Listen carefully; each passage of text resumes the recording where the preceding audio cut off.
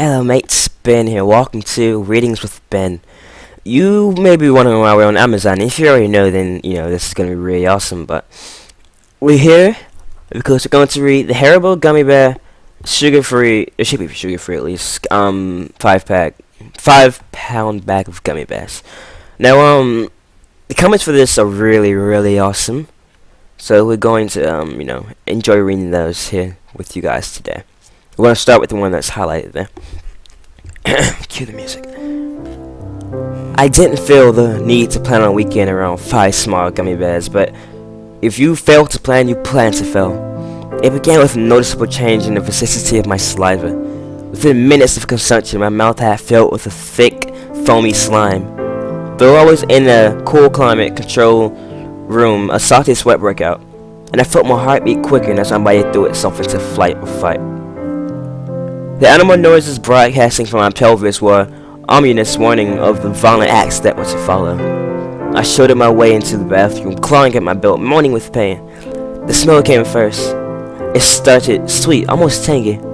That was quickly overpowered by a cloying chemical perfume. The first volley of feces hit the water like soda cans and nickels. Back. The resulting splash drenching my bottom in foul, brackish water. But this was quickly becoming the least of my worries. After another moment, the noises in my core hit a fever pitch, and I was struck rigid pain. The sweat was now running into my eyes. The room had turned ice cold, and my hands began to spasm. I felt an insidious burning flooding my escape hatch. I gasped. Hot yellow poison began spraying from my rear, changing in pitch and echo as a stream of diarrhea whipped around the toilet bowl, creating a nightmarish Doppler effect that can only be appreciated in hindsight. My legs fell asleep sitting on the toilet. I couldn't have stood up if I wanted to. Wiping was a no-go. Wiping was a no-go. Toilet paper simply became a vile paper machine. My hands were quickly soiled. A full-blown shower was needed, and all of my towels had to be burnt. So happy with my purchase. Would recommend to friends and definitely buying again. Alright, was this comment helpful? Yes, it was. Alright. God damn it, no, I'm not signing into Amazon right now. Anyway, next one is going to be this one. It was 3 days before Christmas. My brother and I were in the house as the rest of our family was looking for Grandpa. Alzheimer's, We were hungry. Most of the food was reserved for the search party. We were rummaging around the basement and happened to come across a big bag of these gummy bears stashed among Grandpa's liquor. We assumed. Why did the page move? Okay, I'm sorry. We're gonna continue. Grandpa's liquor. We assumed that Mom was saving them for stocking stuffers. Score! We thought. Very wrong we were. The first handful was exquisite. We looked at each other with excitement as we tasted the delectable sweet. We looked back at the 5-pound bag and realized that our mother wouldn't know we ate them if we only left half. There was only one thing to do, said my brother. We must eat them all. Okay, we must just take a break there. Well, Mom would notice if we ate halfway, so we should eat them all. I don't know, man. Same. We must eat them all. This is a decision I will regret until the day I meet my maker. Handful after handful, we gobbled them up. After about 5 minutes, we could no longer handle the sweetness. We decided to feed the rest of the dog. He was a relatively healthy eater, so we figured this wouldn't hurt him too much. As my brother bent down to feed the dog, he broke wind with the force of an earthquake. The smell brought tears to my eyes. He turned around, his face full of fear. "Lord, help me," he cried, as he made a dash for the chair, dropping the bag in the process. Right as this happened, my bowels started to shudder. I clenched my cheeks, unsure as to what was happening. I listened to the noises of shattering porcelain from my brother's throne. I couldn't hold it any longer. I sprinted upstairs to the upstairs bathroom, worried that I wouldn't make it. I dropped my drawers just in time. The sludgy mass shot from my anus as I heard my brother curse the satanic crap flowing from his rear. After about an hour, we dragged ourselves back to the kitchen, unable to process the horrors that had just occurred. The gummy bag lay empty on the floor. The hound was nowhere to be seen. We assumed he had kicked the bucket. When our family later returned, they found the dog. He seemed to be fine. We were so relieved. Later that night, a howl whipped through the house. Massive flatulence emanated from the dog's bed. The fumes penetrated every room in the house. We'll never be able to enter the dog's room again. Lovely product. Alright, let's move on to the next one. Without hurt the rumors, herbal sugar-free gummy bears are truly the best in the world. Those who indulge in a sweet sand sugar treat were truly at loss of words on where to begin. But the great taste comes with a terrible side effects. The ambrosial nugget of the gods supposedly will destroy your innards. Dozens of individuals reported bloating, cramping, and explosions of cosmetic proportions. They can all be true, can they? Surely someone is exaggerating, I thought. I'm here today to tell you it's all true, every word. I myself was a skeptic for some time. The Anacurus, I don't know how to pronounce that word. I say penis. The penis bag of brightly colored treats very typically begged for consumption. But a thought still lingered in my mind, like the last leaf on the fall tree before it slowly drifts away on a crisp winter's breeze. What if? So I ate one, I ate 10.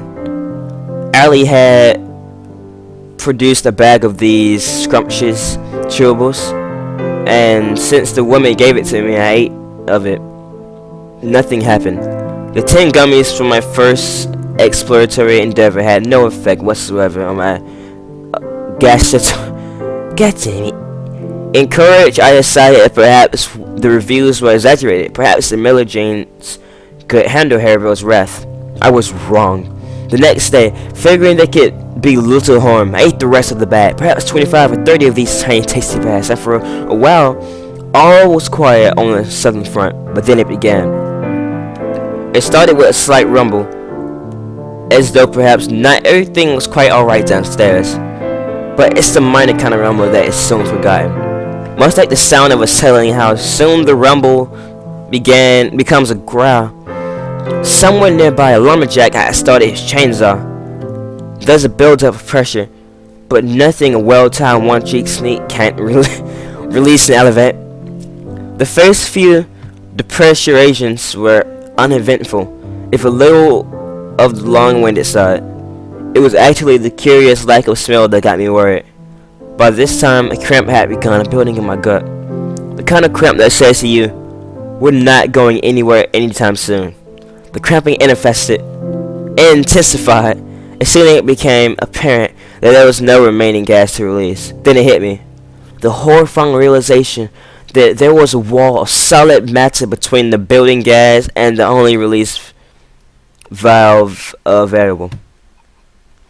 Hoping that the gas could work its way around the obstruction, I remained in my chair. Sweat began to be my now furrowed brow. Eventually it all became too much, nearing prairie dogging status.